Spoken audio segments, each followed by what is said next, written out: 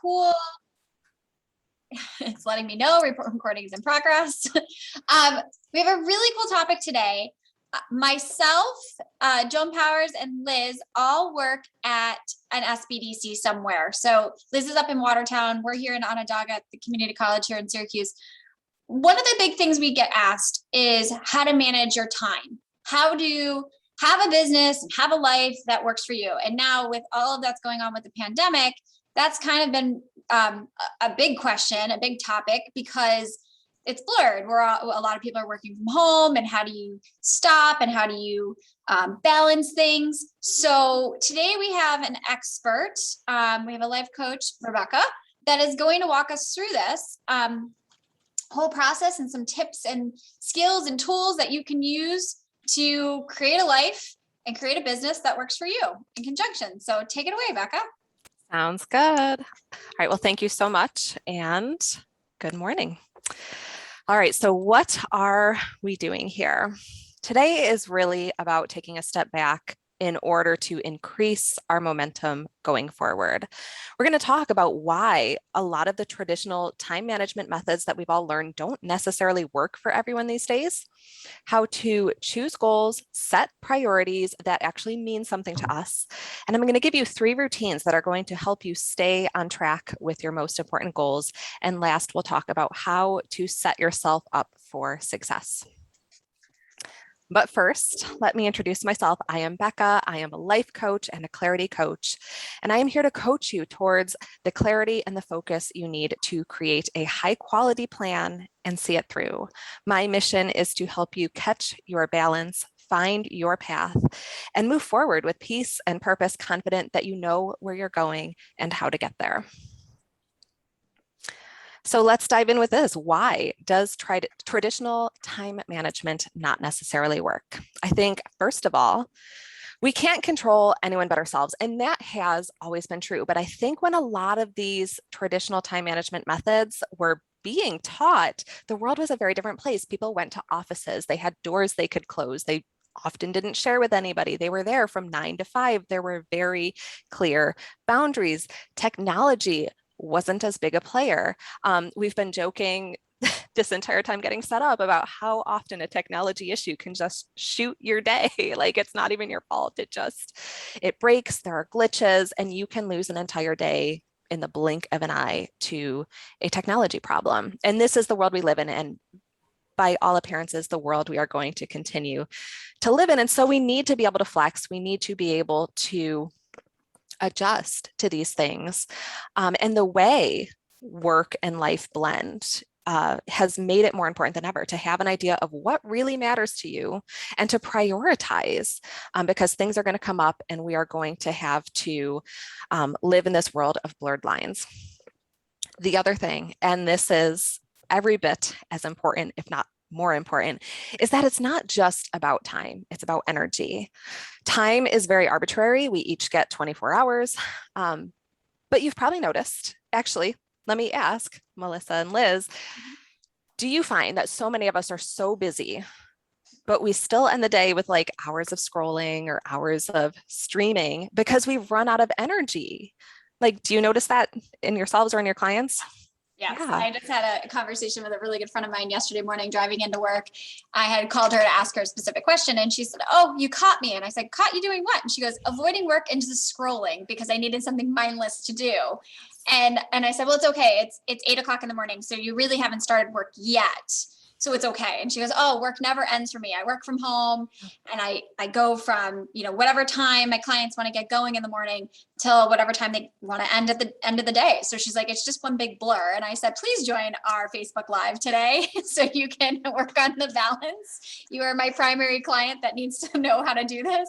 But honestly, like I forgot my Facebook password, so I can't log in on my phone because I can't remember it, but I can log it saved onto my computers. So the only time I can get on Facebook now is on my computers. And so it's eliminating. I noticed I have more time, and I noticed I have a little bit more energy because I'm not having the life sucked out of me by staring at Facebook all night long.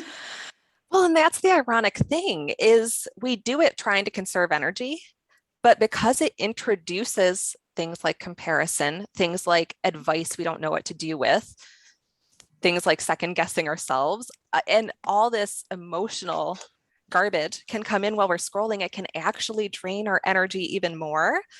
And so it can create this vicious cycle. But that's part of why we need to take this holistic approach to our lives so that we can create both a business and a life that work for us. Here's the thing, we are all finite beings. We all have limits, and therefore that is not the problem. But when it becomes a problem is when we spread ourselves too thin. We feel like we're always out past the edge. We're constantly worried we're going to drop the ball. And often we do, somebody gets hurt. And here's the thing, if you are being hurt by the pace of your life, that is a problem that deserves to be solved. I think a lot of us, if we're not letting anyone else down, even if we're running ragged and we feel almost physically ill because we're moving so fast, as long as we're not letting anybody else down, we're winning. We are accomplishing the things. But part of my message is to say, if you're being hurt, that's still a problem that deserves to be solved. Right. Time is currency that you spend on yourself. Oh, I love that. It's not finite. I mean, billionaires aside, right? We all have limited money, but we think our time and energy are unlimited, but it's really not true. And so the old adage, that my dad always said that I didn't follow, pay yourself first. You save money every week, Lizzie. Yeah, okay. I was more interested in buying beer, but pay yourself first in energy. So if an hour of mindless scrolling, maybe it helps you, then it's not all that mindless. If you're spending that hour comparing yourself, and we've all seen those articles about teen girls and some unnamed social medias that encourage them to, compare themselves to people who look like this, or who have perfect lives, but who don't. So pay yourself first and think about prioritizing what you like and what you need to get you through to helping other people. Mm-hmm. I love to use the analogy of a fire actually for tending our energy, because you can't dump 16 hours worth of fuel on a fire and assume it's going to burn all day. There's rhythm to it. It takes persistence and repetition, and our energy is very similar. You can't, even if you get 8 hours of sleep, which who is, that's not enough to keep you going all day. You need breaks in between. You need to nourish your body. You need to give your mind a rest. And it's kind of ironic because if you overload a computer, it will crash. And we all know that, and we've all experienced it, but we still try to do it to ourselves as if we're machines, and we're not. So it's definitely something that we need to be increasingly aware of. And we need to continue to normalize. I think our culture has been starting to normalize giving yourself some time, but I think we need to continue to make progress in that direction. Absolutely. So then, how do we decide where to spend our time and our energy? And today's kind of an example of that. We're taking the chance to step back from the noise and just review everything objectively. I think our minds are very noisy places, and the internet is a very noisy place. I was shocked when I became an entrepreneur at how much advice came my way. The internet has always been noisy. There's always been plenty of advice, but specifically related to business, there are so many people who swear that they have the silver bullet that is going to fix everything for you. And of course, there's wisdom we can take away from what they're saying, but a lot of times it actually just causes us to second guess ourselves or to bounce back and forth between strategies and never give anything a chance to work, or it just makes us feel like we're never doing enough. It leads to confusion. So we need to step back and we need to take some time to look at the big picture and really truly see the big picture and go from there. And I like to start here by asking, what are your non-negotiables? I think we love to double book ourselves. We make a plan for 40 or 50 hours worth of work, not really thinking about the fact that a lot of those hours are already spoken for. There are things within your work that you're just going to have to do every week, and you have to make time for them. And then there are things within our lives. We have commitments and responsibilities that we need to make time for. And so what are the time, what are the times already spoken for? The things that either really truly need to be done or are so important to you that you're not willing to consider not doing them. And don't forget just what it takes to maintain your home and your life and your body, because it takes a fair amount of time. And I think so often we don't account for that time when we're planning our week, and we get down on ourselves and we get frustrated. And so just beginning to take a more realistic view is a much stronger foundation from which to build a plan. Anything you want to add, Melissa or Liz, on that? Well, I think everything you said is particularly true for women. You know, since it's all chicks on here right now, then we might as well just keep it going. Because in addition to the physical labor, we do a lot of emotional labor. Whose birthday is next month? Do I have any birthday cards? Do I have a stamp to send it? You know, and I know that I only have one kid, and she's 23. So you know, I'm out of that business now. But I have a neighbor has 5 grandchildren and is already worried reading the articles.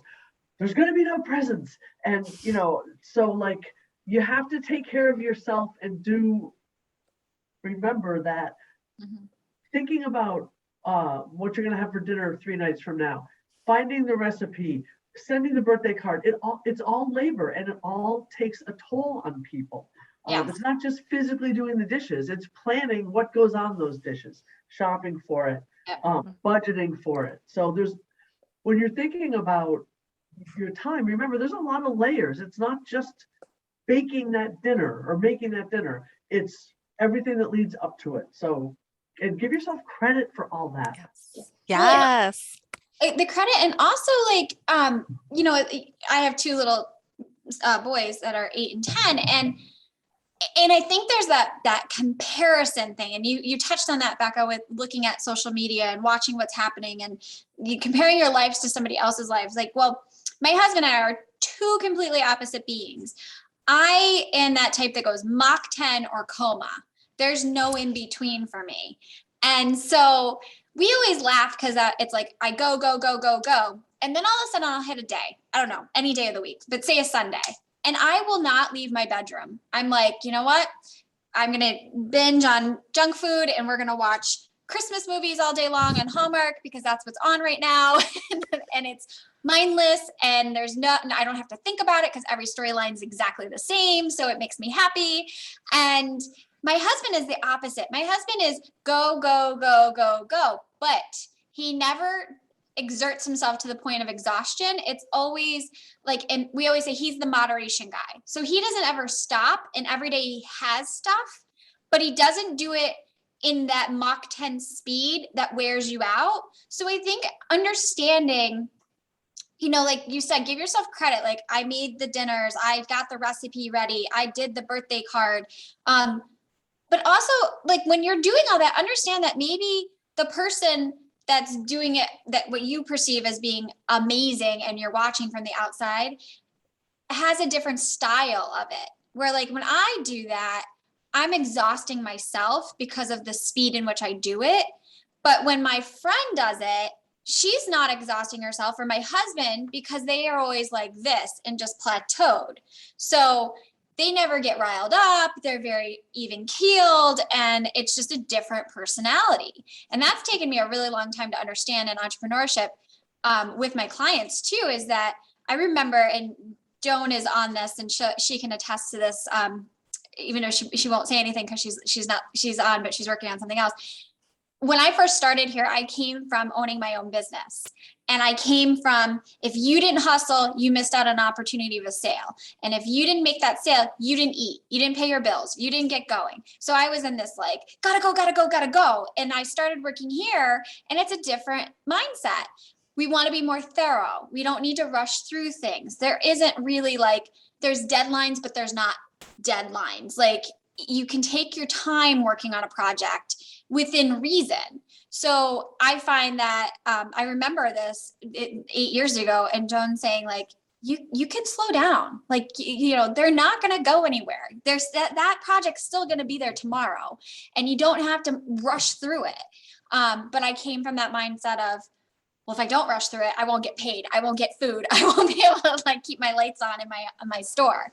So understanding that and acknowledging that, I think, is a huge thing, and it's okay. And I am that high energy, go, go, go, go, go.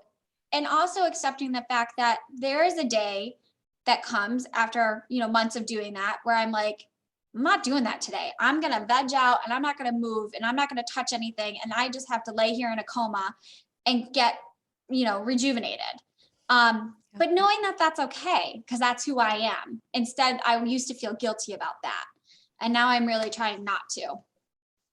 I love that. And you know what? You're actually setting me up really perfectly for here. Wait, it's actually, here we go. I'll skip ahead to this part because it fits in so well. Get to know yourself. I think what you just shared is such a perfect example of getting to know your own rhythms of energy. And as you get to know that about yourself, you can begin to set your goals with that in mind and arrange your days with that in mind, knowing that every once in a while, you're going to need that day where nothing gets done. It's also really important to choose goals that align with who we are and what matters to us. I think especially when you go from culture to culture in workplaces, there are things that are sort of handed to us as success. And especially when we're younger, we tend to take those as at face value, as that's what success is. And I know for myself, for years and years, I was in a corporate position and I would chase promotions because that was the obvious definition of success. And every single time I would feel unfulfilled and think something was wrong with me. Like I really genuinely questioned whether I was capable of being happy. And good news, I am capable of being happy. But I thought I was broken. And so getting to know myself, getting to know what mattered to me and what I needed out of my day, your work really does create the structure of your life. Yeah. There's only so much you can do within that structure. You can change jobs, of course, if you want a different structure, but it's so important to know what works for you and do your best when you can to align yourself to a structure that works with your energy, not against it. I also love to take time at least monthly to kind of check in with myself on what matters most. I like to give this little exercise. There's a lot that we can do with this topic, but for today and for the purposes of this webinar, just kind of taking it down to a micro level of when it comes to your work, your business, what result matters most, and just rank these in your mind. So assuming you're making enough to live on, does it matter more to make more money or to have maybe a more flexible schedule or that structure that works better for you, to have the respect of people who you respect, or to have a creative output that really means something to you? And there's no right answer or wrong answer, but different jobs are going to give you much more and much less of various pieces here. And so it's important to know for ourselves what result here. Let me actually go back to this, begin with the end in mind. What result do you want to see for all your hard work? How often do we really ask that question? Versus how often is it in the back of our minds? Like, am I doing something that matters? Am I where I want to be? What is my next goal? Do I want to just have a season of being content? Because that is a completely worthwhile goal in and of itself. But I'm working so hard all day, every day. Why? What is it I want to see from that? What is the purpose of this season for you? Is there something you want to change? Or it's also worth asking, do I just want to feel something different from what I feel now? Do I want to just not feel so frazzled? Or just not feel pulled in 1,000 different directions? Or do I want to feel like I am contributing in a more meaningful way? Because that can give you really valid insight as well. And then this last point here kind of ties back to what you were saying, Melissa. What would make the process sustainable for you? So for someone who needs to be steady, they would not thrive in your kind of world where it's go, go, go, stop. Mm-hmm. And then you would probably, if you were really forced into a position where you had to be that steady, plod on type personality, that wouldn't be sustainable for you. And so anybody can do a season of pushing themselves to meet a goal or something like that. But it's really important to ask, if I'm in it for the long haul, what is going to make that process sustainable? And, Any and other? to put it like in entrepreneur speak, Yeah. it's a cost benefit analysis. Yeah. How much does it cost? Time, money, effort, imagination, creativity. How much does it cost to get what you want, and what can you cut out? And then I think as long as we're on this vein of women, the whole guilt thing. I don't send holiday cards. My mother did. My grandmother did. And really free yourself from those shackles. Because let me tell you something. Gen Z, they don't have those shackles. They care about different things. And speaking as a boomer Gen X cusper, I've learned so much from the Gen Z people who work for me, and for my daughter, about how they prioritize, and they're not interested in convention. And the pandemic happened at a really pivotal time in their lives, and this is going to be searing on that generation and millennials as well. So I think we need to look at the younger generations and learn from them, and really see how they're handling things. And as an entrepreneur, do that cost benefit analysis. Look at change your paradigm. Just because before the pandemic you were open 7 days a week at 12 noon, did you really make money Monday, Tuesday at 12 noon? Or should you just open for dinner? Or should you be closed? And when I know business owners who say stuff like, I stay open for my staff. Well, you're not paying them all that much money. So maybe you could give them more flexibility and ability to, take a second job. Or maybe if you weren't open during hours where you lost money, you could pay them more money for when they're there. So really take a look at everything should be on the table. You're taking care of yourself, taking care of your family, taking care of your business. Those are 3 huge responsibilities. So look at what the value added of those makes you feel good, makes your business thrive, makes your family thrive. And if it's not, if it's not fun, if it's not, what is that organizing woman who I don't believe in? If it doesn't spark joy, right? If holiday cards don't spark joy, don't do them. The world will not stop. Well, and I think that kind of leads into my other thoughts was, I was talking to a friend of mine who owns a company, and she was talking about different clients, and she's a service related industry. And what was interesting about that was that she said, this client and I we're not meshing. It's not working.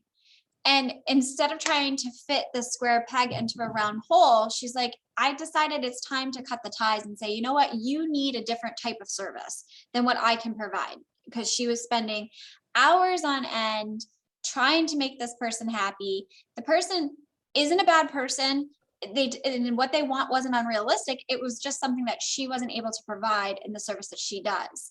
So that's another thing, analysis on who you're working with. And I know, Liz, you probably get this as well. I get a startup company that comes in and says, I can work with this kind of customer. I can do this kind of business. I can do this. I can do this. And I'm like, what's your niche? What are you good at? What can you provide to narrow that down so that you're not, it's not that I don't think you could do it. Of course you can do it. It's that you're just going to be spreading yourself so thin that you're not going to be doing it well. Nobody can do everything well. Like, why be the jack of all trades and the master of none? So be the master of something, especially when you're starting a business. And Becca, you and I have talked, because you're a client of mine, and we've talked about that niche. What is it that you're good at? And clearly, based on this presentation, you're good at this, talking through people and balancing what they need to think about in their lives.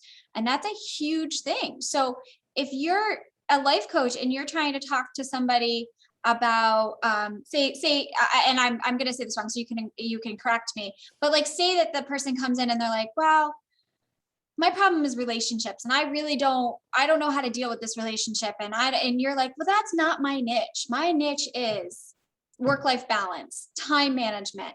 Then that's something you can say to them and say, you know what, but I have this counterpart, this person in my industry that I know that's what they work on. So let's set you up with them. And honestly, that ends up, people think, well, I'm losing money, I'm sending that away.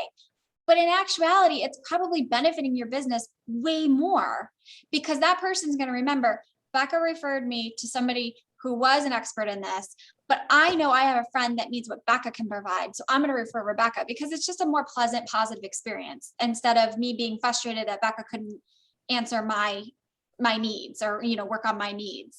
And having that negative end result of, well, what was I spending my money on? Why did I go there? If that's not what I really could get out of it. Yeah. And that really does tie into the cost benefit analysis. Like, yes, you're going to make a little money now, but you're not going to be able to serve this person at your highest level because it's not what you're good at. And actually, speaking from experience, when I was a new coach, I did coach someone who came to me with a tough relationship and left that experience going, never again, because it's such a heavy thing. And I knew I didn't have, and I wound up, referring them to a therapist because coaching is not therapy. And I was like, this is what you need. You need therapy. And I've done that several times since, where it's like, having balance will probably benefit your mental health, but I am not a mental health professional. And at some point, it's really important to draw that distinction. Right. And so, yeah, and I know it's hard when you have a bill you need to pay, like to your point from earlier, Melissa, like, I want to acknowledge that it is hard to hold that boundary to say, this can't be where that money comes from. But if you're here for the long haul, then that's part of what is going to make the process more sustainable. So you can still have a business in a year, as opposed to taking the short-term gain now, but losing time, potentially getting a bad review or having an unhappy customer. Yeah. And one of the other things that another friend of mine mentioned was that when they were working with a client, they went against their own rules. They broke their own rules internally, her and her staff, to accommodate a client. And she said, looking back, like, my bad, I shouldn't have done that. And so I think part of getting to know yourself is understanding your boundaries. Mm-hmm. What is it that you have set up? And if you're saying, like, you have to make those expectations and those boundaries clear to your customer. So if I allow my customers to say, call me or text me on a Sunday, and I don't somehow stop it, then I can't be mad at them for continuing to do that every Sunday going forward, because they don't know. I set the precedent of answering and responding or whatever. And then therefore they keep going with it. They don't know that that's inappropriate because I've already given them a positive. I've reacted in a positive way of, sure, let me answer this for you. So that's a hard thing. That's a really hard thing to put a, stop to, because I don't work on Sunday. I work Monday through Friday, and I don't work at 10 o'clock at night. I work 8:30 to 4:30. So, but how does my customer know that? How do I have to send that out to them? They don't know, because maybe their hours are, like to your point, Liz, 12 to 10 at night, 12 PM, they open their store and they're open until 10 o'clock at night. So at 8 o'clock, they're still working and they're still doing. So they think it's on their mind, and they're going to send me a message or they're going to text me, and they're going to be like, here, this is what I need. This is what I want. I will say, like, 9 times out of 10, my clients will send me an email, and it'll be a random time in the middle of the night or whatever. And I will say, my clients are amazing. They will write and say, please do not respond to me now. I do not expect a response now. This is just when I do my best work. This is when my thoughts are, there's no distractions. I can sit here at 1 o'clock in the morning and write my emails and whatever else. So I highly appreciate that. So I will preface and say that most of my clients do that. Yeah. But also, you don't, at 10 a.m. when you're reading that email, you don't have to feel guilt pangs because you weren't up at 2 a.m. So give yourself permission not to feel guilty about it. And again, if there's any lesson we can learn from the pandemic, it's that we can all pick up, start working at home. And you know what? We still got paid. Bills still got paid. People still cooked dinner. Yes, it was hard for a lot of people. And of course, the more stable your job situation, the more stable your family situation, the better you weathered it. But I think you have to learn to sway in life. You can't just be rigid and walk only one way. That doesn't work in every situation. So, sometimes you have to run, sometimes you have to stop, and everything in between, including crawling. So, don't feel badly about that. And As entrepreneurs, I always tell people, from my experience, people start businesses for three reasons. The underlying reason is independence. They want independence. They want independence of money, financial independence. They want the freedom, if you will. That's an overused word these days, but they want the ability to make money and have control over how much money they make, not a per hour, not a per year, but depending on their effort. They want artistic freedom. And I don't just mean silversmiths. A mechanic might want the freedom to do a brake job the way that they think it should be done, using the parts that they feel are the best. And the third reason is time, is time. I want control over my time and attention. And that's why people start businesses. Otherwise, everybody just work for big companies that offer awesome benefits. But that doesn't, entrepreneurs have a different way of thinking. And part of that is an intensity.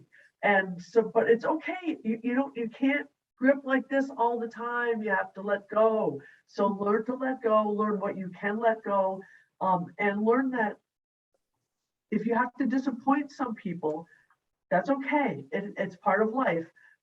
It's disappointing yourself that is the hardest thing.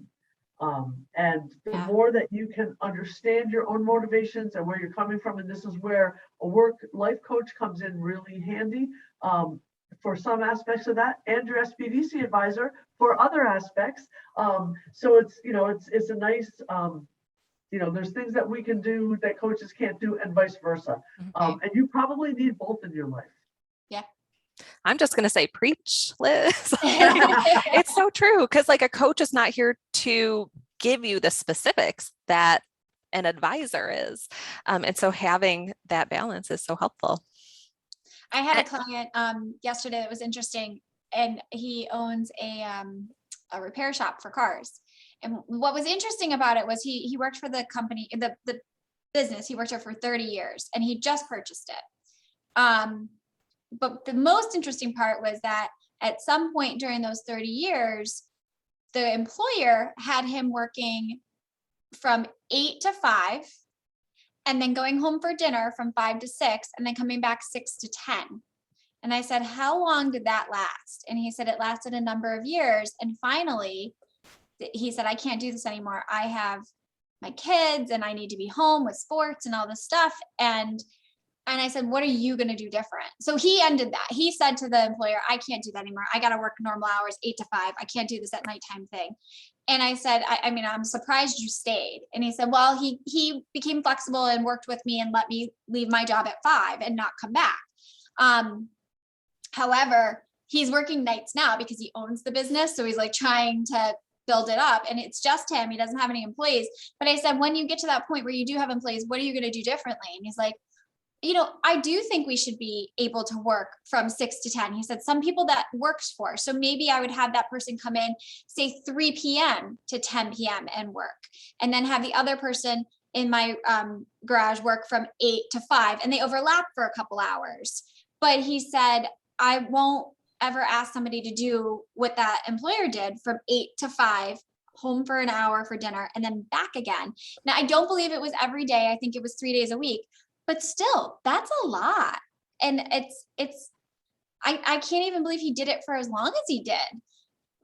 So, going back to your reasons, there's his free. He was like, why would I work those amount of hours not owning the business?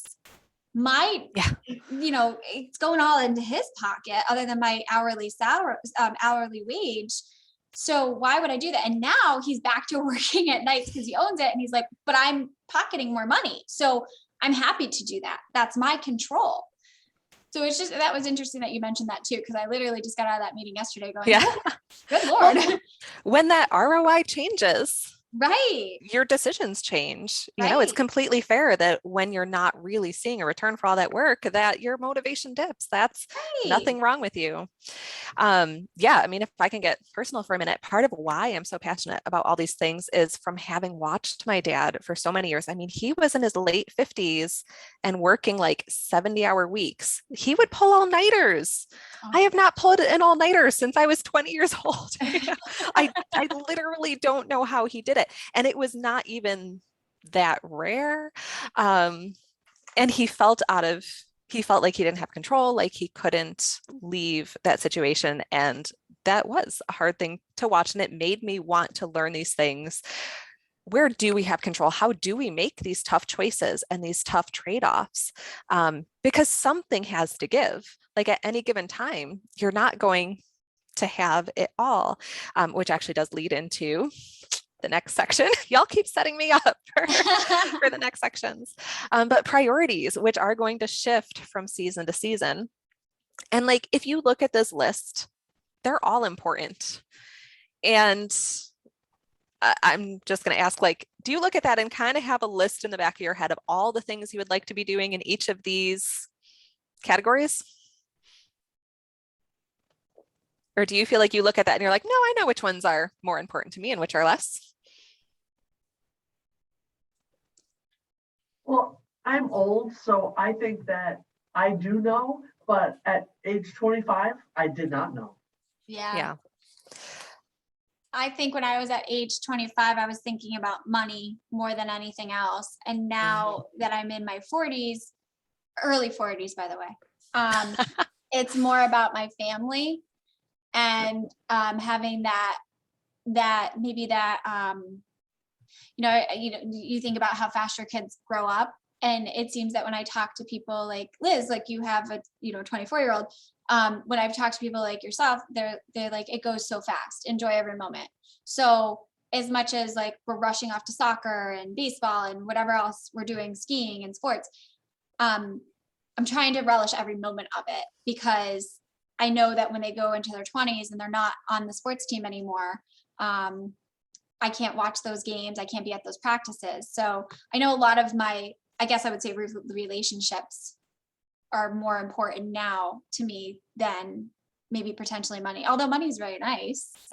We all want to make sure that we live well. But I guess that's more important overall as to somebody in my generation. And part of what this exercise does of actually taking a step back and thinking about our priorities is it allows us to verbalize those trade-offs and to say, I'm consciously choosing that in this season, this thing is going to be more important than this other thing that used to be so important to me. And I think just real quick, if you have days where you're not relishing it, like you're just waiting for the day to be over, no guilt there. Like, right. Guilt is such an energy drain, and it almost doesn't matter in terms of how it affects our energy, whether you actually have anything to feel guilty about. And so I love how you've kept bringing that up, Liz, like give yourself permission to not feel guilty about that. None of us are going to keep our priorities perfectly, and our emotions certainly aren't going to line up with it every day. And that's just part of setting your own expectations to reality, that we're going to do the best we can to live intentionally, to be present. But hey, sometimes it's going to be like this picture here where you're just surviving and the chaos is happening around you. So, right. I think it's really important to remember that days are long, years are short. Mm-hmm. And the truth. You can spend a lot of time thinking about that. My grandmother used to say it, and I was like, I don't even know what that means. But, I think it actually took becoming a parent till I really understood what it meant. Like, you don't realize the last time, you change a diaper or they want a bedtime story, but all of a sudden that phase is over, on to the next. So, when you're thinking about all the things you should be doing, remember that in the blink of an eye, like if we all know this time of year, like all of a sudden it's going to be New Year's, boom, like that. Yeah. And it doesn't help that retailers, chain mass big box retailers have Halloween stuff out in July. Talk about guilt inducing, right? But just say no to it. Let your, just say no to it. And remember that it's you don't have to walk down the Halloween aisle on August 1st. You really don't. Blinders on. That's right. Some blinders are very effective. But that's the same thing with your business too. Like, we're talking about the kids thing, and we keep relating it back to women and the time in your life, but also with businesses, when I've talked to certain businesses that have grown, like exponentially grown, and they started out so small, maybe in a garage, maybe in their backyard, maybe, whatever.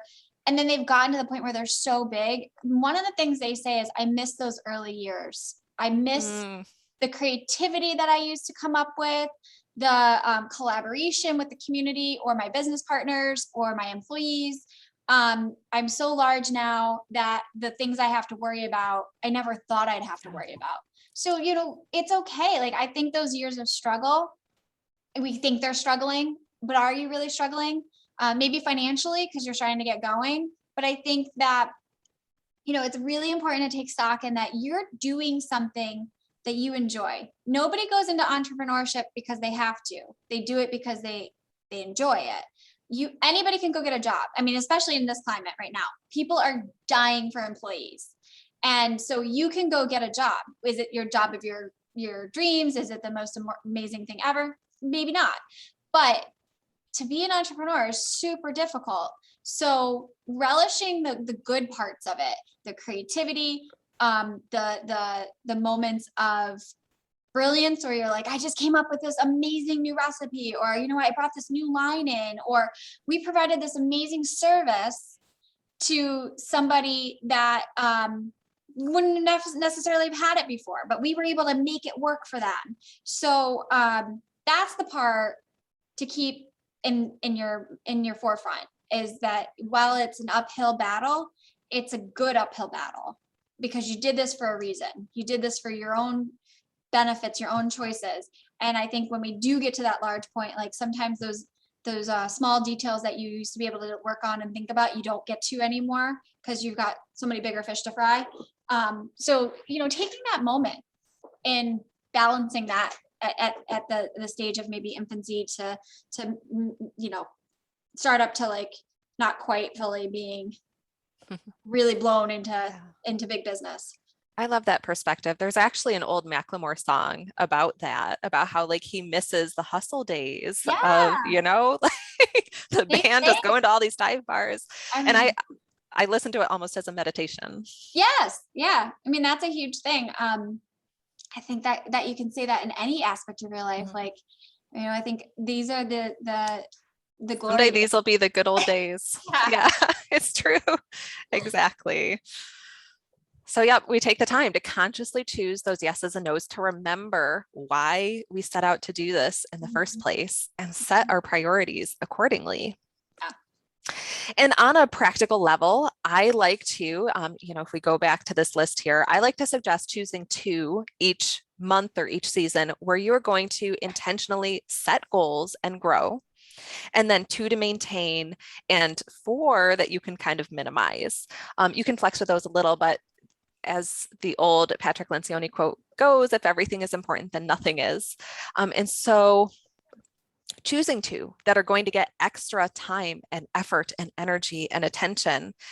And then 2 where maybe you don't have a specific goal, but it's not going to be the thing that gives, no matter how busy you are. So like for a lot of people, family and relationships go in this category where they don't necessarily have a goal there, but it's a priority in the sense that they're going to have dinner with their family. They're going to be at the games. It's not something that they're going to cut. For a lot of people, exercise, especially if it is an important part of their mental health, that will be a maintain category.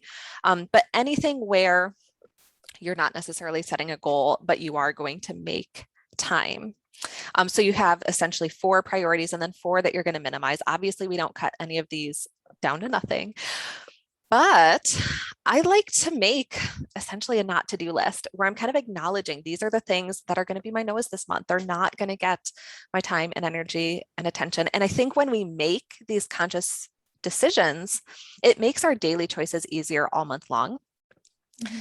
Because things are going to come up, opportunities are going to come up, or people are going to ask us for things. And if we're not in tune with our priorities, it's very easy to just say yes.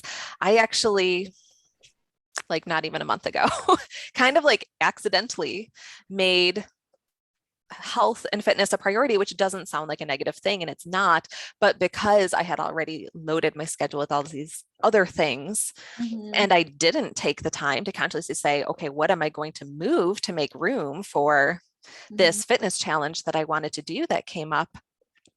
I wound up putting myself in a bad position where I wasn't moving forward with some other goals that mattered.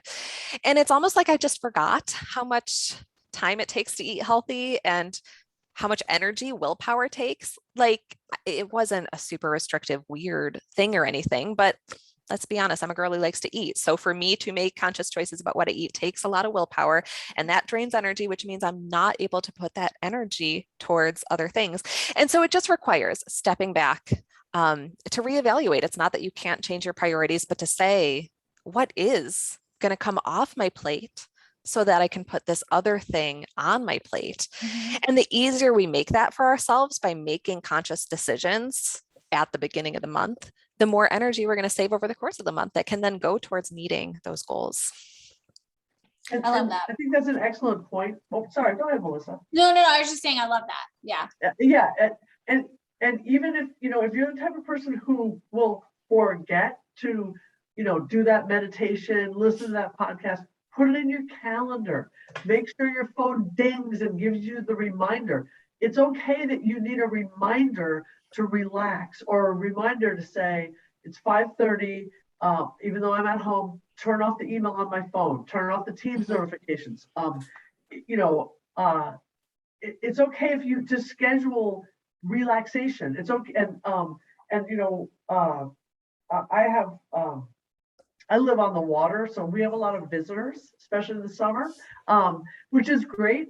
But also, my husband and I used to throw ourselves into a frenzy cleaning, and look, okay, so when the in-laws show up, yes, still a frenzy, I'll be frank. But when other people show up, you know what? The sheets are clean, the towels are clean, the boat is gassed up, there's food in the fridge, there's beer in the fridge. We'll figure the rest out. Yeah. I love that too. I love that too, because I have a lake house too. And I'm always, one of the things my husband's always saying is like, let's just go to the lake house for the weekend. And what I think of when I think of it is it's work. I have to clean it afterwards. I have to clean it to get ready. I have to, to him, he's like, that's okay. That's just stuff. Like, I just want to go and enjoy it. And I'm like, I don't want to go. It's just too much. And I've got stuff here, but to your point, like, just do it. Just take the moment and say, you know what? It doesn't have to be perfect. Yeah. And if they're your real friends that are coming, they won't look at the dirt. They won't notice. Or chances Only are, you notice. if they do though, they're probably going to be relieved that they're not the only ones. I'm not going to lie. Like, if I notice that, I'm like, hallelujah, it's not just me. Like, and I feel better about myself. And honestly, I'm sure I only notice a small fraction of the time because I'm more focused on being with whoever I came to see, Yeah. Right. And, I think it's important to remember that for stuff like that, we all, and for entrepreneurs, this is true too. We all, if your family owned a business, you had the expectation, well, my father worked those 70 hours a week, and, but your mother probably didn't work, to be honest. And, you maybe didn't have a big, long commute like people have now, or you maybe didn't have other things tugging at your attention. So, as an entrepreneur, and a business owner, this is going to come up. It's a continuous, it's like looking at the microphone, and watching when you talk, it goes up, and that's your life. Sometimes you're talking, sometimes you're just breathing, sometimes you're holding your breath. So as an entrepreneur, really understand what are those rhythms and what are those ebbs and flows. And, when there's an ebb, grab it, do it, take that afternoon off, go visit your grandchild, go watch the Hallmark Channel, the holiday movie binge that you used to enjoy before you used to open the business, and really look at, because if, Becky, you said something that I think is really true, the old adage, if it's everybody's job, it's nobody's job. If your business is everybody's go-to, it's nobody's go-to, because you can't make everybody happy. So choose your clients. You can't be open 24/7, 365 with everything somebody wants all the time. It's not possible. So understand what you can cut, what makes you feel like, if you're going to cut it, and what makes you feel like a burden has been off your shoulders, and then examine why. I think that that's great advice. And don't feel guilty. Yeah.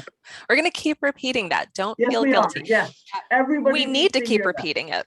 Yeah, I need to Yeah. keep repeating it for my own stuff. So Yeah. Yeah. I don't know that it's fully soaked in yet. Like, not for me anyway, working on it. working on it. But yeah, I have to be intentional about like kind of breathing through it for a minute before I get to where, okay, it's okay. It's okay. So we're going to get to the actual goal setting in this section, by the way. I know in theory, we've been talking about setting goals this whole time. I have not forgotten, but it's part of one of these 3 routines. So let's move on to this in terms of how do we create a structure that can be flexible for ourselves so that we are moving forward with our priorities. We're living according to our priorities, making progress on our most important goals, but not driving ourselves to exhaustion, not living in that constant hustle. And what I find these 3 routines do is they help balance the big picture planning where we're making those conscious choices with the daily actions and the to-do lists. I know for myself, I used to kind of ping pong back and forth where I would either be really good at making a monthly plan and then I would forget about it 2 days later. Things would just come up and I wouldn't look at it again until the next month when I sat down to plan. And this gorgeous plan had essentially gone to waste. Or I was just trying to survive. So I was really good at making like the daily to-do lists and checking things off, but I was never taking the step back to say, is this even working? How can I make this better? What really matters to me here and what can I let go of? Those things are really hard to evaluate in the rush and crush of daily life. It's so important to create some margin to be able to think creatively about those things. And so these 3 routines will address both of those. And then the weekly setup kind of ties them together because it's not realistic to make a plan in the beginning of the month and expect that you're just going to check things off all month long. That's not how life works, at least not these days. So the weekly setup gives you that chance to flex, to adjust, but to stay tied to your priorities so you don't just forget about them. And if you did go off track, which we all do, it gives you a chance to course correct. Mhm. So just to give the overview, monthly setup, prioritize, set goals, big picture planning.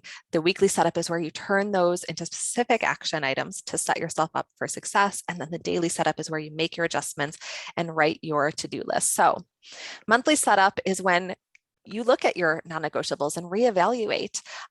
Things that are non-negotiables in one season do not necessarily need to be non-negotiables in another season. Sometimes we take things on and then life changes and we never get rid of that commitment.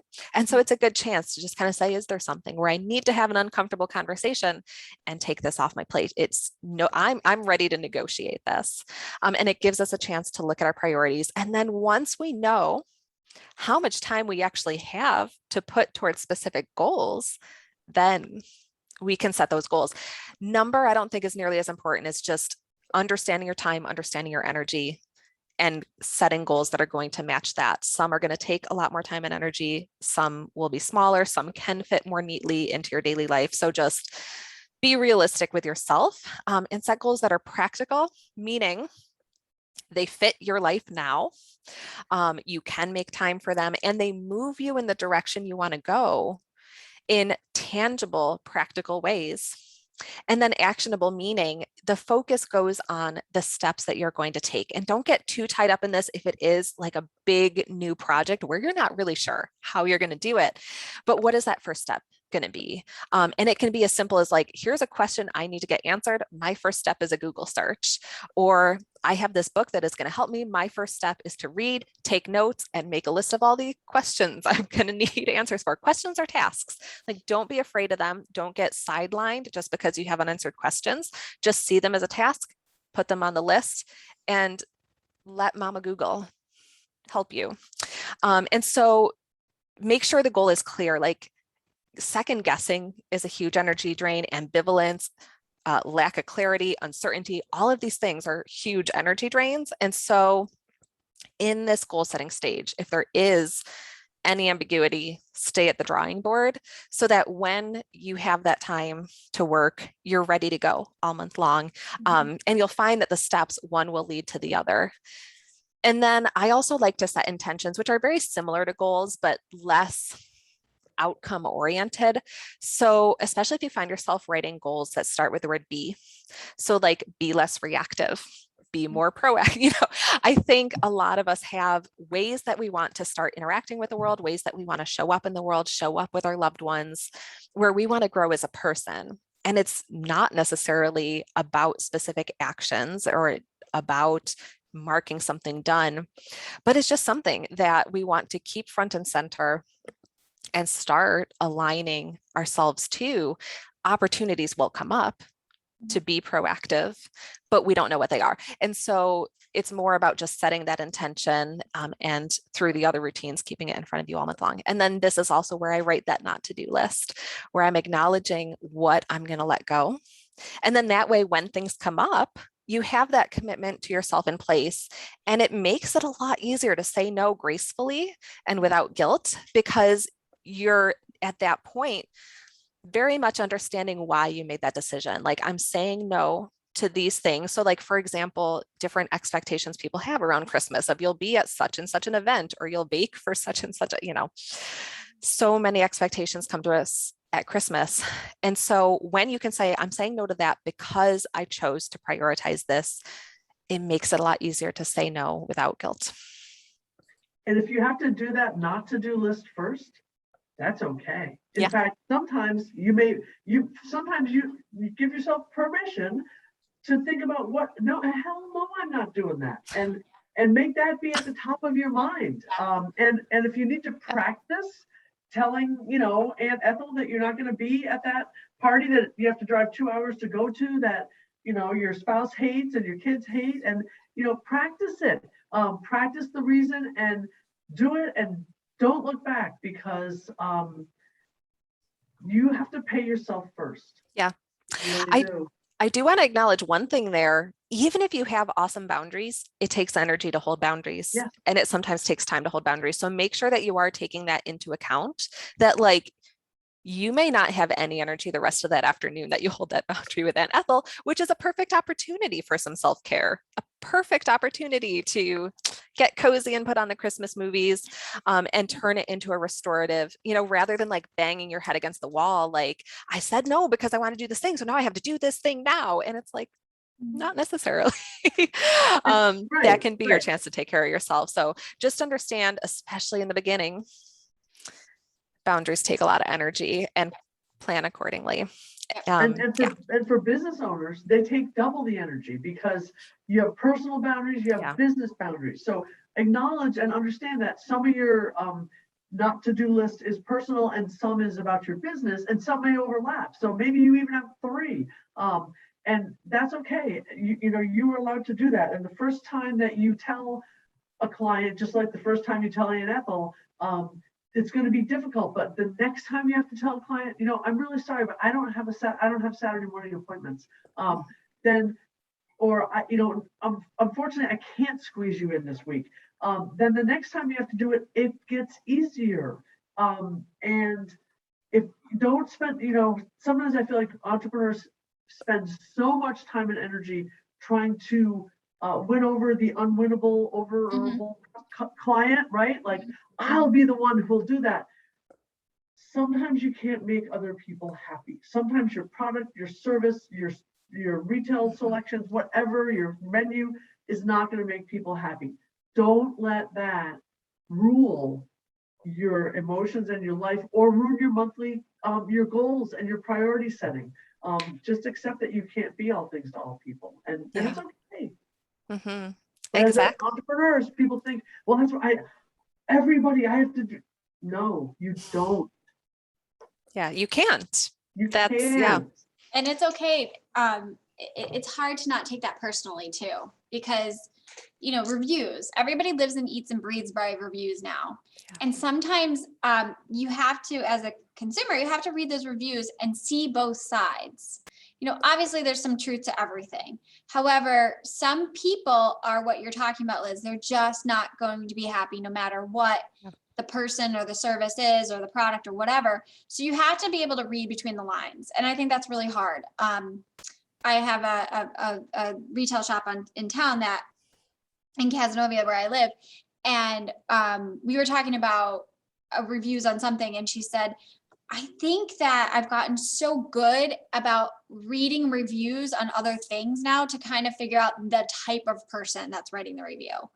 And that's an interesting thing. And I was like, oh, that's really interesting because, you know, you got to read between the lines. Are they just disgruntled?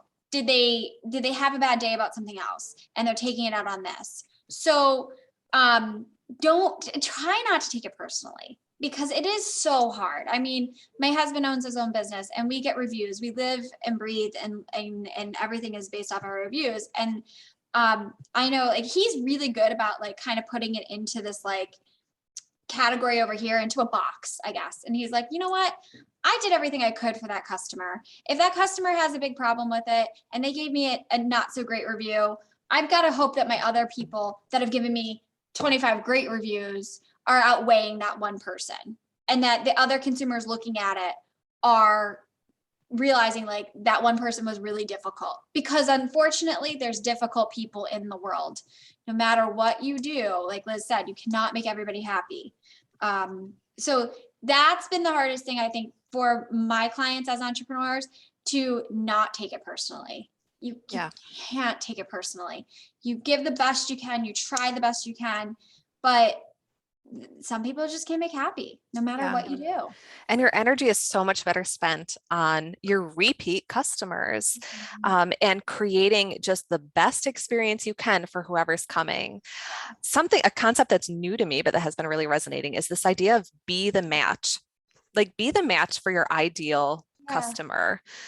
Create whatever it is that you think is really going to delight that person, but understand that a different kind of person is going to think that's the dumbest thing ever. Yeah. They're going to hate it. And like, that is life, but you focus on being the match for the person you want to come and keep coming. Yep. And let the others fall away. And I do think as a culture, we're getting better about reading with a discerning eye. I know my husband and I sure do. Matter of fact, I'm not going to lie. We kind of like comment on those like harsh reviews where you can tell they're just a miserable person. We're like, therapy is a great option. Yes. You know, it's so funny. Do your work. I'm not a review person, so I don't ever write a review. No matter where I go, what I do, I don't write a review. I just find that, you know what, Liz, it's where I put that boundary out and say, that's one more thing on the list to do. I'm not going to do it. So to me, I'm like, when somebody writes a review and it's potentially a negative review, and they've spent, you can tell that it's paragraph after paragraph and it's nitpicky and all this stuff. And I think you must be exhausted because who has the energy and the time to do that? Like, maybe you need to focus on other things in your life that you really nitpicked that thing. Like, oh, this person didn't smile at me when I walked in, or,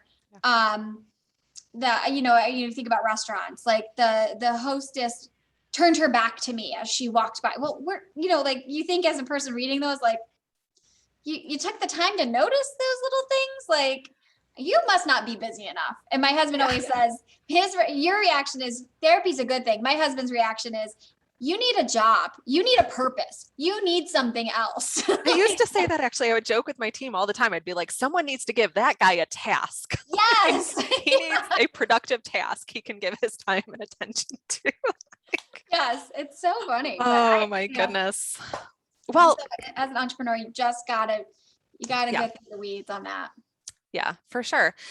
I also think a healthy perspective on boundaries is that when we allow them to be broken, we mean really well. Like, we're trying to be a team player. We're trying to be the best we can possibly be. We're trying to come through for this person. Like, we mean well. But we have to learn that, like, big picture, it can be a really quick way to burn ourselves out. And that ultimately, for it to be sustainable, we get to have those boundaries. And in the end, they're better for everybody. I also kind of wonder if sometimes we get burnt out on people with all the boundaries. Like, we've all worked with someone where like nothing is ever their job. And like, even if they created a problem or created a mess, they're not going to be the one to clean it up. And we overcompensate by having no boundaries because we don't want to be like that. And like, there's a healthy medium where we can have some good boundaries. Like, we can be flexible, but we don't have to like work on a day when we've chosen not to work just because this person really thinks they're entitled to it. Like, they'll be fine. Yeah. Yeah, it's a process to learn this, but I think it's good that we're in that process, we're engaging in that process, and it does get easier the more you do it. And this is just a gut check for goals that I find really helpful, is how quickly would you expect to see results? Because I know I want instant results, and I think most of us do, and that's just not how it's going to go. And so taking a moment to just kind of evaluate, what am I really committing to here? Like, is this a goal just for this month, or is this going to be really 6 months before I see any result from this, or even longer? And if so, is that sustainable for me? And choosing the goals where the path and the timeline feels like a good overall fit. And I just like to point out that real quickly, that because I know we're running out of time, is that this is where your SBDC advisor can help you. What are your priorities and goals? And they can help you take, when you think of the funnel, right? These people are my customer, or these are my services. And the SBDC advisor can help you go, let's think about that. Yeah. Because you can start off here, but everything's a funnel. Life is a funnel. You can't fit everything through. So what can you fit through? What are the most important things, or clients or services to fit through? And what do you need to make the funnel wider? That's the thing. We can always get a new funnel. Our funnel is not finite. But it takes time, money, effort, resources, and mental energy. So this is where your SBDC advisor can really help you out. And yes, we're good at, numbers and projections, but also there's advisors who are really great at saying, okay, take a step back.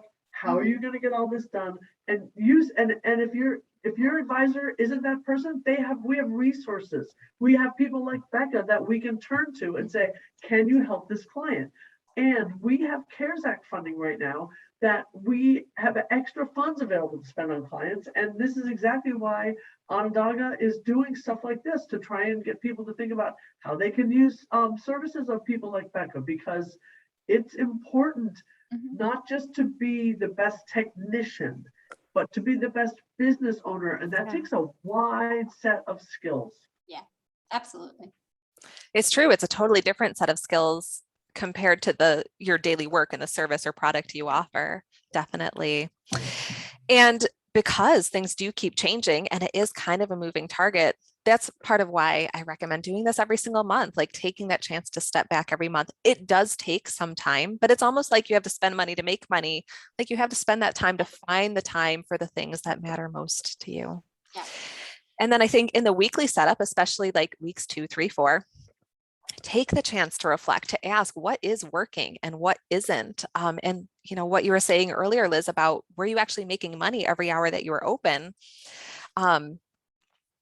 Just take a glance back and just say, what did I try? What worked? What really needs to be tweaked or eliminated?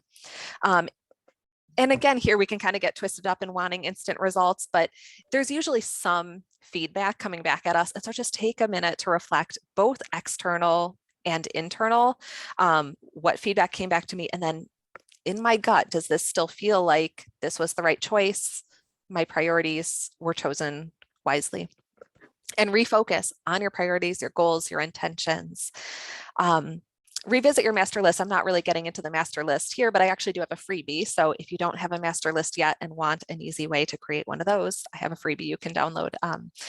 But come back to your master list and just make sure that you're on track with everything. If there are deadlines coming up, that you're aware. If there are things on your calendar next week that maybe you need to push or you need to prepare for, or things like that, that you're planning ahead, and create a cohesive plan for the coming week where you've kind of taken your monthly setup and your master list and your calendar, and as much as possible, turn them into a general outline for the week. I don't necessarily write to-do lists for each day at this stage because things are going to come up, but having that leg up of knowing more or less what you need to get done each day will make your daily planning so much easier. And I also like to take that weekly opportunity to follow up. So like if I have a deadline next week, but I'm waiting on something from someone else, this is my chance to kind of, ask them politely for an update rather than waiting until my back is against the wall or I'm scurrying because I was waiting on them.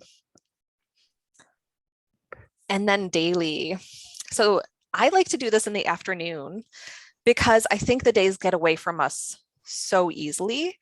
And it's so helpful to know in the morning, like honestly, almost every job I've ever had, I have about 45 minutes in the morning where I can really focus on my most important work. And then the rest of the day is just going to run. There are going to be phone calls and emails and meetings and things that need to be taken care of. And so that morning time is the best time to do my most creative and most important work. So that's why I do this in the afternoon. It is fairly mindless because at this point, you've already done a lot of the heavy lifting in terms of deciding your priorities and what needs to get done. So you're just kind of reflecting on like, well, what got done, what didn't? If it's not done, does it really truly need to be done? Or was it like, oh, it would be nice, but the world's going to keep spinning if I don't do this? And then you can just make your peace. I like to just kind of collect any random notes I've written throughout the day or any loose ends. Otherwise, I wind up with like the desk covered in Post-it notes. So this is my chance to take them and put them somewhere more appropriate. If they need to go on my calendar, if they need to go on my to-do list, or maybe on my master list for attention later, whatever it is that needs to be done with all those random notes. Write tomorrow's to-do list. And then this is the chance to kind of close the books on the day and create that boundary where it's like, my work is done. And now I am just Becca for the rest of the day. Because especially working from home, it is very easy to blur that line. And I'll be honest, this is the hardest routine for me to keep because of that, because there's something in me still that is just set to keep going, like to keep trying to get one more thing done, one more thing done, one more thing done. And it's a discipline to say, I've done everything today that is going to get done, and it is going to be fine. And I'm closing the books on the day. And then you can rest well. You can begin to create that pattern of disengaging from work and engaging in your home life. And in you may have some personal goals you want to pursue. You may want to become more intentional about rhythms of work and rest. You may want to spend the time connecting, whatever it is. But stepping out of that work and that grind mode and the hustle mode into rest, connection, nourishment. Anything to add? Any thoughts on that? Okay. So let's just talk a little bit about setting ourselves up for success. First things first, normalize margin. And I'm not even talking here about like scheduling time for rest or connection, because I think it's so important to actually schedule time where the purpose of that time is to be alone, to do something that refills us, or to connect with someone. But I just mean in your daily to-do list, understanding that things are going to come up. They always do. When I was new boss, I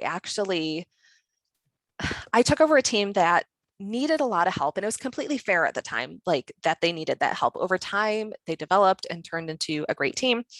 But they were in a really hard spot.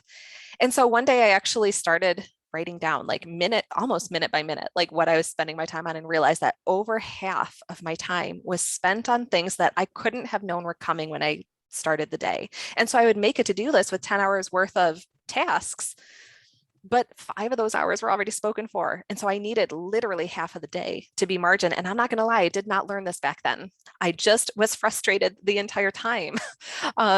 This has been a lesson that I've learned since then, and that's been hugely valuable, that you need to start to learn how much margin do you need to leave in your to-do list for things that are going to come up. And if nothing does come up, please just enjoy that free hour or two, or, no guilt. Like you don't necessarily owe that hour to anybody. So normalize margin. I think we have gotten better as a culture about understanding that we need rest. But I still feel this in myself and see it in my clients, this desire to just fill every waking moment. So this is one of those places where we need to keep saying no guilt, normalize margin. Going to keep saying it. And then this idea of build containers, I actually got that terminology from Jennifer Loudon, and it has been my absolute favorite productivity hack. And what this basically means is when you sit down to work, setting a specific objective for this chunk of time And a time commitment, meaning like 60 minutes, 90 minutes, maybe 2 hours if you have a really good attention span. But I think when we look at our to-do list, it can be really hard to know where to start. And it's so easy to get distracted, even by email, by notifications coming in, or for a lot of us, social media is part of our job. It's very easy to just pick up the phone and start engaging on social media or, working on something like that. So especially when it comes to big projects or really important creative work, setting that objective. And again, even if it's like, I have this unanswered question that's really bothering me, I'm going to spend the next 60 minutes finding every resource I can and choosing one that is going to help me learn about this thing. That is a really valuable way to spend an hour. But I think just setting that objective helps me at least, and I know it helps others too, stay focused. And if it's something where it's really, really like you've been dreading it and it's something that just needs to be done. So maybe like taxes, I like to suggest the 20-minute container where it's just like, I'm going to sit down and I'm at least going to get started. And when you hit that 20 minutes, if you have momentum, great, keep going. But if not, if you're just banging your head against the wall, just thank yourself for making the effort and try again another time. But I found that to be a really effective way for me to do the things that as business owners, we sometimes need to do that aren't in our strengths, that aren't comfortable for us, that require a lot of Googling. 20 minutes. And 4 times out of 5, I do keep going and I just get it done, which is great. But then I'm not banging my head against the wall that 5th time. So especially for things, big projects where it's like, you don't know what the path is going to be. You're asking those questions. You're looking for the resources. Before you finish whatever your container is, set your objective for the next time while you're still in that mode, because otherwise it's probably going to feel so overwhelming. It's going to be really hard to convince yourself to get back to it. That's how we wind up procrastinating like week after week, month after month. So before you even get up from that work session, set your objective for the next time, set those boundaries. And I think we've talked about that a lot. And develop habits. So make a habit of these routines, and wherever else in your life you can create habits, they save a ton of energy. Like that's literally why your brain forms habits, like the neural pathways that create habits, because your brain is wired to conserve energy. And so anytime you can create a habit, you will be saving energy, which is then going to be able to help you get more done and still have energy left for all of the wonderful, creative, connective things you want to be doing with your evening. And remember that no matter how organized you are, you're still human. Things are still going to fall through the cracks. You're not going to be able to get everything done. Just be kind to yourself. Keep reminding yourself that you do not need to feel guilty. And recognize that all of your so-called time wasters are giving you something. Like you're not lazy, you're not broken. Even like the snooze button, I'm actually working on a blog post about the complicated relationship with the snooze button. It may be the only peaceful half hour of your day. It may be that you're like trying to solve all of humanity's problems in your mind when you first wake up. There are all these reasons, or it may just be that you're exhausted. You're looking for some sort of relief, but it's giving you something. And so look for the craving beneath the craving and almost make like a menu of other ways that you can meet that craving, because when you're exhausted, it's really hard to think of what's going to inspire you, what's going to energize you, what's going to refill you. So on a day when you're feeling good, make yourself a little menu of resources, favorite books, favorite magazines, favorite movies, the Hallmark Channel that you can turn to that are going to refuel you. Be intentional about your trade-offs and make a habit of asking yourself what you need, because so often we don't do this until we're so exhausted that we've just lost any sense of direction in terms of getting back to a place of balance. Especially if you've been working a ton of hours, you've been burning the candle at both ends. It's hard at that point to decipher what you need. And so try to develop a habit, whether it's in your weekly setup or your monthly setup or even daily, of just asking yourself, what do you need? And allow your body and your heart to answer that question and do your best to give yourself whatever it is you need. in any other relationship, that would be a given that we would try to do that. We would try to have that level of communication and give our partner or our children what they need. We need to do that with ourselves too. So do you notice that as well? That, Yes, absolutely. And I think those are great, helpful things. And I'd love to take those last 2 slides and actually stick them up on our social media as like, Sure. These are things to do. Speaking of which, just in the sense of timing, I know I don't want to keep Liz on too much longer because I know she's got. This is the end. This is the end. Yeah, we're good. I think the last page was just a couple of resources if people need them. But yeah, that would be amazing if we can have those last couple of slides, Okay. Becca, and we can share them on our social media next week.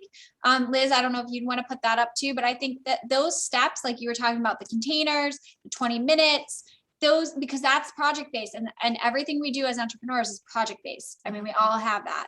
So those things I think we should definitely keep plugging out there and putting up there, and these resources would be great. Sounds good.